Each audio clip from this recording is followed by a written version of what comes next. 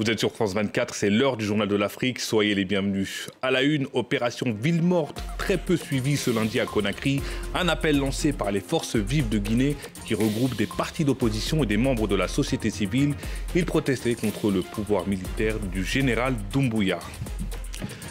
En Ouganda, nouveau bilan, 2 jours après l'effondrement d'une décharge des habitations de la capitale Kampala. Au moins 23 personnes ont été tuées. Les opérations de recherche se poursuivent alors que le bilan pourrait encore s'alourdir. Reportage à suivre.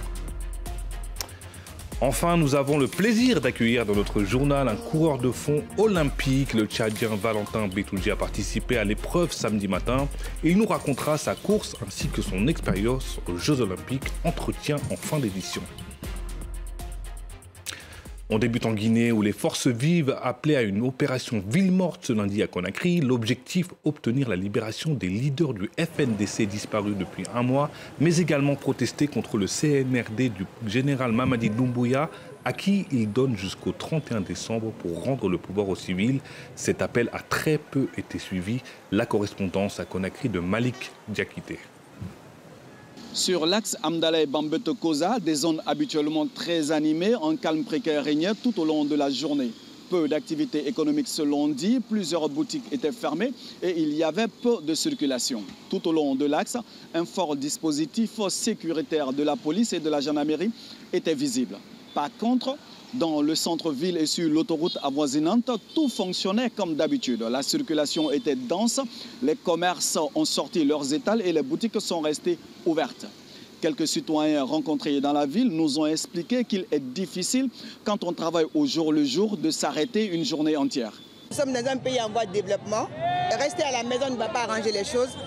On peut changer les choses autrement. Mais en ma qualité de citoyenne, de mère, de responsable de ménage, je crois que je ne pouvais pas rester à la maison. Il fallait que je m'occupe de ma journée, comme d'habitude, et que je vienne au marché. La Guinée est un pays pauvre. Il y a des gens qui ont besoin de travailler pour se nourrir.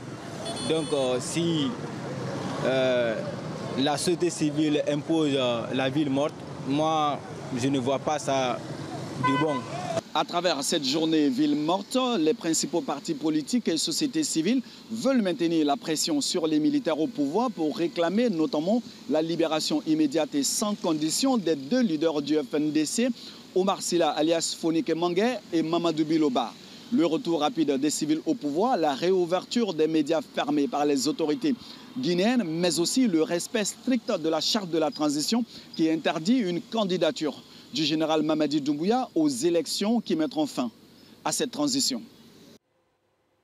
En Tunisie, on connaît les candidats retenus en vue de la prochaine présidentielle du 6 octobre. Seulement 3 dossiers ont été validés par l'instance électorale, celle du président sortant Kais Saied qui fera face aux anciens députés Zohir Marzaoui et Ayachi Zamel. A noter que 14 autres candidatures ont été rejetées pour dossier incomplet.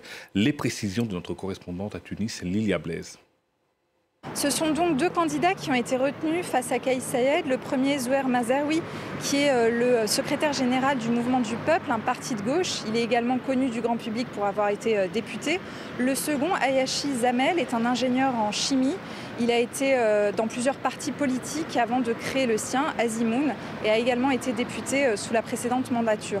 Alors l'instance électorale a justifié samedi le peu de candidatures retenues par le fait qu'il y avait eu un problème dans la vérification de l'authenticité des parrainages, les fameuses 10 000 signatures d'électeurs nécessaires pour les candidats afin de valider les candidatures. L'instance a déclaré qu'il y avait eu beaucoup plus de contrôle dans la vérification des parrainages que lors de l'élection de 2019. Pour justement éviter tout risque de fraude et de falsification.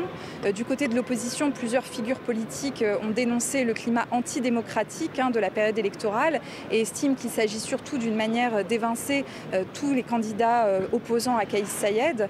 Pendant la période de dépôt des candidatures, plusieurs candidats se sont retirés de la course en dénonçant les nombreux obstacles administratifs. D'autres ont été condamnés dans plusieurs affaires, notamment liées à leur participation à l'élection présidentielle de 2019. Alors pour les candidats dont les dossiers ont été rejetés, il est encore possible de faire recours. Certains ont d'ailleurs annoncé ce lundi qu'ils allaient le faire. Devant le tribunal administratif, la liste finale des candidats sera présentée par l'ISI le 4 septembre prochain. Je le disais en titre, 3 jours après l'effondrement d'une décharge à Kampala, le bilan ne cesse de s'alourdir. Au moins 23 personnes ont perdu la vie. Les opérations de recherche sont toujours en cours. Les faits se sont déroulés samedi après de fortes précipitations dans la capitale ougandaise. Une immense décharge s'est effondrée sur des habitations. Depuis, 1000 personnes ont été déplacées en urgence. Le récit de Clémence Valère. Alors que les recherches se poursuivent, l'espoir de retrouver des survivants s'éteint peu à peu. Samedi matin, cette décharge située dans la capitale ougandaise s'est effondrée à cause de fortes pluies, engloutissant maisons, habitants et animaux. Au moins une vingtaine de personnes ont été tuées selon les autorités. Depuis, les pelleteuses et les secouristes fouillent les montagnes d'ordures sous le regard des familles traumatisées. J'ai perdu ma famille ici à Kitezi à cause de la décharge. J'ai perdu 7 êtres chers.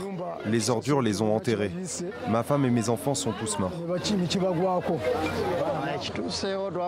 Ce qui s'est passé est un choc. La décharge a subi un glissement de terrain pendant la nuit, alors que les gens dormaient. Malheureusement, les maisons se trouvaient à proximité de la décharge et de très nombreuses personnes sont mortes.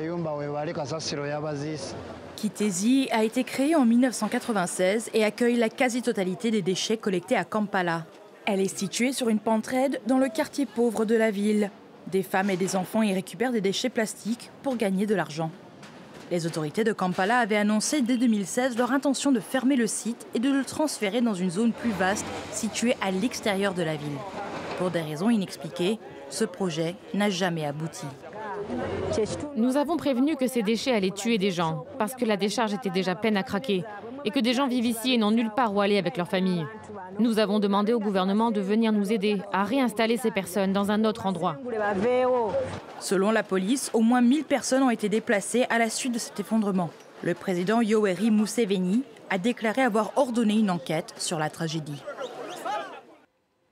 C'est l'une des épreuves, voire l'épreuve considérée comme la plus difficile des Jeux Olympiques. Je parle bien du marathon.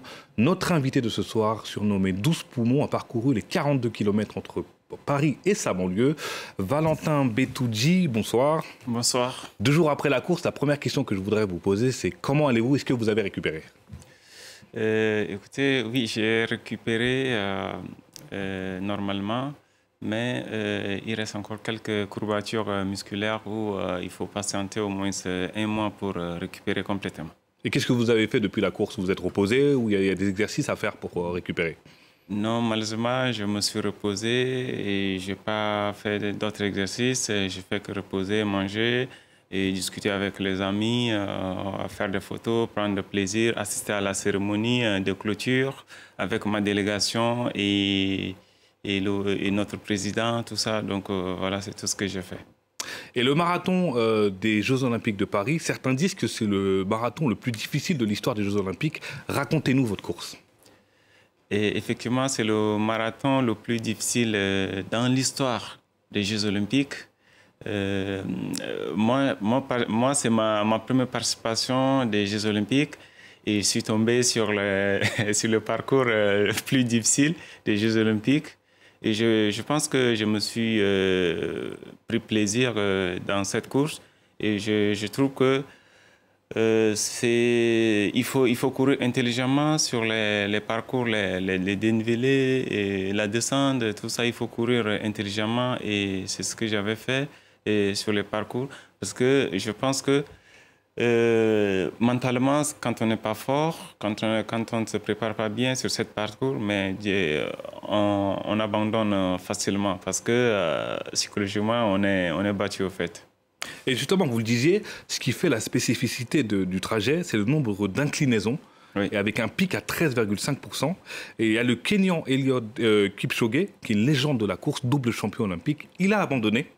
Je ne sais pas si vous l'avez vu sur votre parcours, il a abandonné au 30e kilomètre. Il a qualifié comme le pire marathon de sa vie. Comment gérer ce type de dénivelé pas? Oui, effectivement, Eliud Kipchoge, c'est le record, c'est le champion du monde en titre, le double champion du monde en titre des Jeux Olympiques, de Rio 2016 et de Tokyo 2021. Et moi, je l'ai croisé à partir du 29e kilomètre quand je l'ai doublé. Et là, je le voyais, ça n'allait pas avec lui. Et je me suis dit que oui, parce qu'il était allé très très vite. Je pense que physiquement, il aurait dû avoir des soucis. Parce que quand on monte très vite, on descend très vite. Je pense que là, les courbatures, ils sont là. Et moi, je me suis dit que soit il est allé très très vite et sur la descente, il avait eu des soucis musculaires, soit il avait un souci de santé quelque part. Mais même moi, personnellement, qui est en train de vous parler, j'ai qualifié ce marathon comme le marathon le plus difficile que je n'ai jamais vu. C'est mon quatrième marathon officiel de ma carrière et j'avoue que c'est le marathon le plus difficile.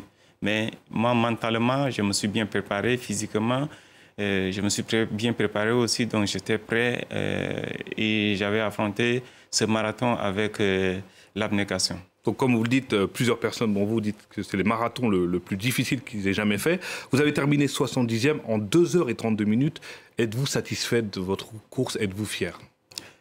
Je suis très satisfait, je suis fier parce que c'est le travail, c'est d'abord porter le flambeau de son pays derrière son dos dans un événement comme les Jeux Olympiques.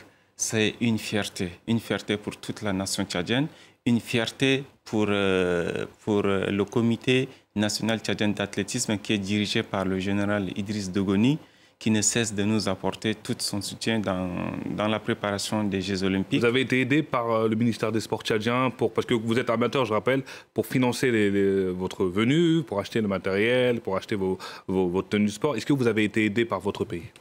Malheureusement, je n'ai pas été par mon ministère du sport, mais par le président du comité tchadien olympique qui m'a mis en disposition les matériels, les chaussures, tout ce qui est en normes internationales olympiques pour participer à cette compétition, pour représenter notre cher pays, le Tchad, dignement sur cette compétition. Et je me suis très reconnaissant parce que c'est son travail à lui et le CIO qui ont œuvré pour que j'obtienne ma qualification. Donc, je suis très, très reconnaissant envers le comité national tchadien d'athlétisme et le CIO pour tout ce qu'ils m'ont apporté pour ces Jeux Olympiques Paris 2024.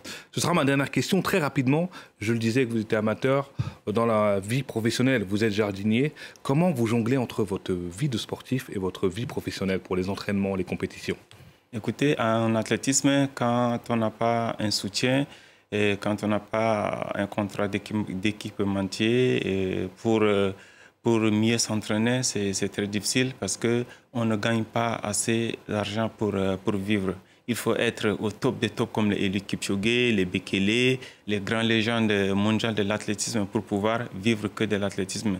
Mais en tant qu'un amateur comme moi, j'ai besoin de travailler, j'ai besoin de faire quelque chose à côté, le sport pour pouvoir financer, que ce soit mon loyer, soit ma vie quotidienne, pour manger, tout ça. Donc, c'est un peu ça. C'est très difficile d'avoir un travail physique à côté du sport, mais mentalement, il faut être prêt.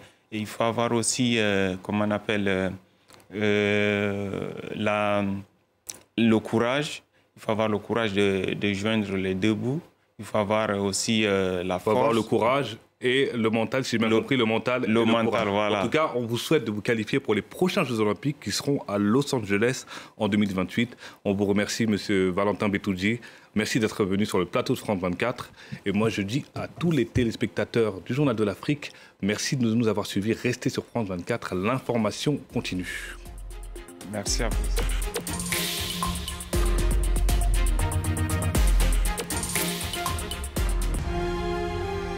Et là, ça, c'était très bien. Allez. Retrouvez la météo avec Alliance, assureur officiel de Paris 2024. Alliance, avec vous de A à Z. Soyez rayonnant et hydraté devant la météo avec l'eau minérale naturelle Courmayeur qui vous apporte naturellement du calcium et du magnésium. D'instinct, notre corps choisit Courmayeur.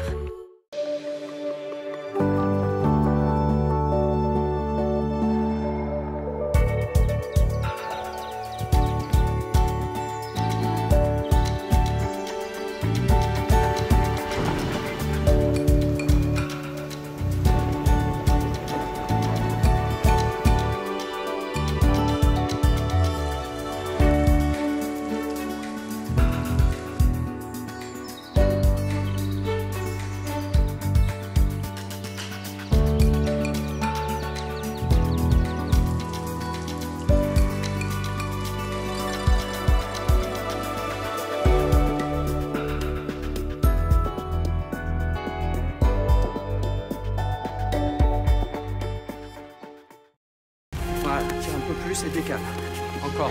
Encore. C'était la météo avec Alliance, assureur officiel de Paris 2024. Alliance, avec vous de A à Z. Vous vous êtes accordé une pause hydratante devant la météo avec l'eau minérale naturelle Courmayeur qui vous apporte naturellement du calcium et du magnésium. D'instinct, notre corps choisit Courmayeur.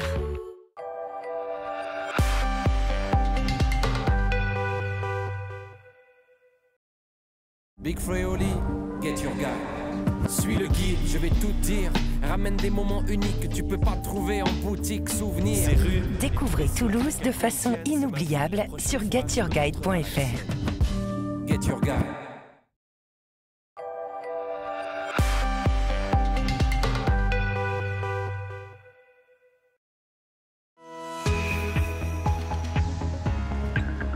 The Avignon Theatre Festival is 40 official production. متطوعون يحاولون